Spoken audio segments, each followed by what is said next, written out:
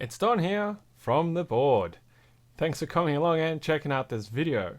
Now, I don't know if it shows, but I'm really excited about what I'm about to unbox.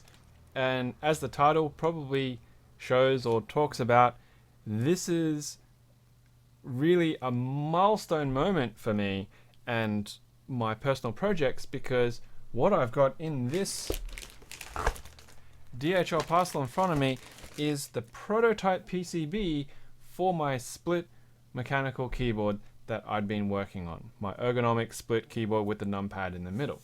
Now, I actually don't have it here with me because it's at work and it's quite sort of cumbersome to be moving around, and because it's hand wired, the less that I jostle it, the better its survivability is going to be. But with the PCB, now that if this actually does what it's meant to do, and if I rebuild into that, or we move into doing cases and stuff like that, it's much less of a worry because it's going to be PCB mounted and not relying on shoddy hand wiring on a 3D printed case. So, you know, I'm super keen.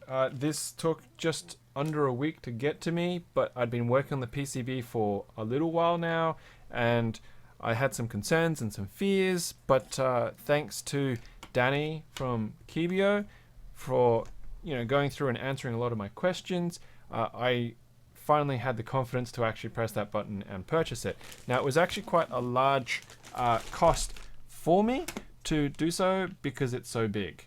Now, PCBs are generally charged by their size in their maximum width and length, and because it's a full-size keyboard, it was actually quite a expensive exercise. And I only got 5 because obviously, as prototypes go, you don't need to order more, especially if you discover that you made a mistake, because then you're going to have some desk mats, placemats, for putting hot foods and stuff on, because otherwise it's not really going to be very useful.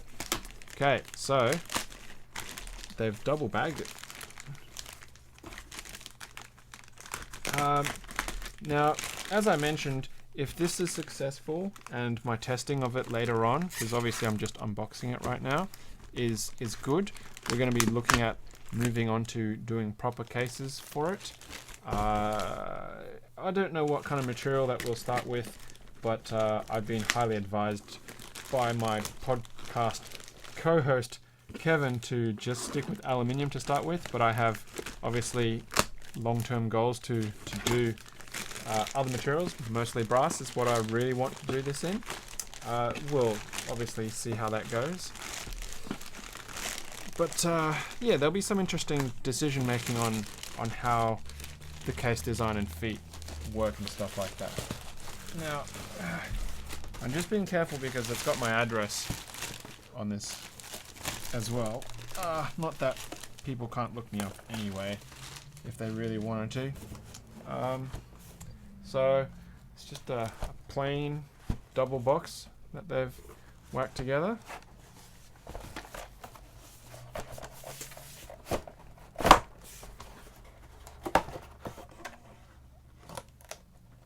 Okay, nothing in there. I see an invoice, so I'll take that out. And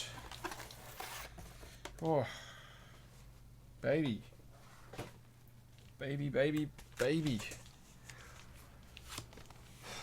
There she is. There she is. I don't know what happened to the front silk screen though. Because I had a front silk screen on it and it didn't turn up. Interesting. The rear silk screen did though, so that's really good. Look at that.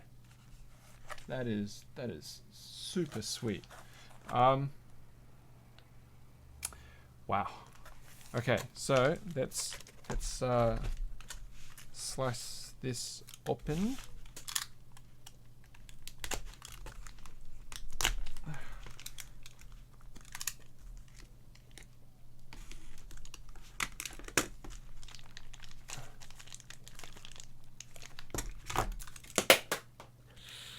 knocked a pair of scissors. Thankfully they were closed and they weren't going to go and jab me in the foot.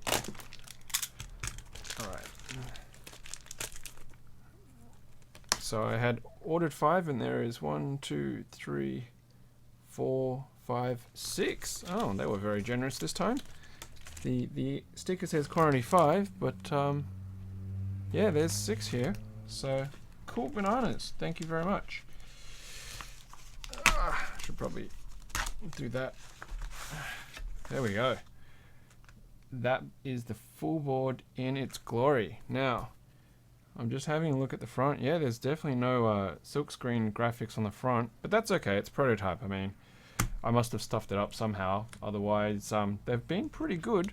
So if I hadn't attached it properly, or I didn't save it properly, or I didn't export that layer properly, then that might have been the reason for it. Either way, I hope that this is the latest version, if that was the case. So you'll see that there's all these weird lines on it, and part of the design philosophy on the on the silkscreen that I did here was for troubleshooting purposes. And the troubleshooting is not just for myself, but if this PCB actually goes out to other people in the future, then they can check out and work out their key map from columns and rows by actually following the lines. For things like ortho grids, it's a lot easier, but when you get into weird column layouts, especially with split keys like I have here, so what I've got here is I'm actually supporting split backspace, split right shift, as well as split numpad into a ortho arrangement as well. So having the lines, especially because you'll notice that my column 6 goes down the actual hand and then it jumps across to the numpad, because I wanted to reduce the number of pins that it used, and things like that, especially when you've got columns that end short, for example over here, because it's only got half a column because the bottom rows don't have keys in that space, and so on and so forth. So that was a conscious decision for me to do that. The other thing that I chose to do was I labeled all the columns, so you'll see the actual column numbers and all the row numbers. And as it is customary for me when I do PCBs, I actually put the assignments on the actual controller. So what this board is built off is a Teensy 2++ or its clone, and its equivalent clone in this context is going to be the 8090 USB controller. So it looks kind of like that. I got this one as part of the group buy for the Scrabble pad, so that's where it came from, and that's what's going to look like when it sits there. But what I've done with this is, rather than it connecting directly to it and running the risk of breaking off that SMD controller, I've actually got breakout pins so that you'll get a cable Ergonomic style, plug it into here, solder it into those breakouts, and those breakouts are actually traced to a mini B USB connector that you'll solder onto the actual keyboard itself. So that's what's going to happen there, and then I've also got a reset switch available. So that'll give you the space to run to the wires so it's not too cramped, and you can work on that a little bit easier, and then the traces go back to that, and the connector is in the middle of the keyboard. So, and of course, to help out people, especially if they're relatively new, I've even managed to squeeze in the build order into the side here so you can know what's the best way of actually putting this together. So there you have it. I'm super pumped that actually came out looking gorgeous. Like, the white silkscreen looks so good with that black print, and I've reviewed other PCB manufacturers. Now this one came from All PCB, which is like my preferred PCB fab house, but like when we talk about silkscreen quality, okay, that board logo is actually pretty good for the size. It's very small, and the actual logo is pretty clean and crisp. The detail on the microphone's pretty good. The lettering on the board is fine. So, you know, I'm more than happy with just in general the quality that they're putting out. And looking at these pads, you know, they're pretty even, mostly even, I would say. And the exposed copper, like one of the other fab houses had? No. So I don't see any exposed copper on that either. So there you go. There is the Downbubble prototype PCB.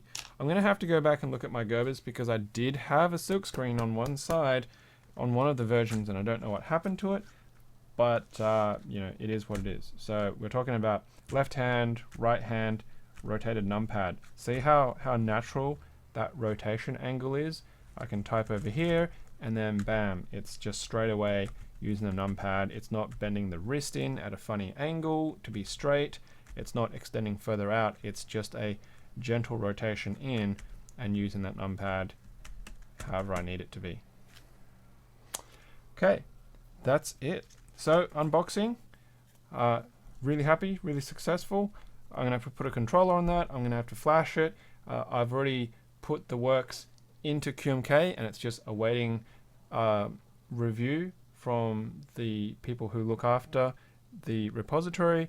And then, yeah, hopefully I've built this correct. Hopefully.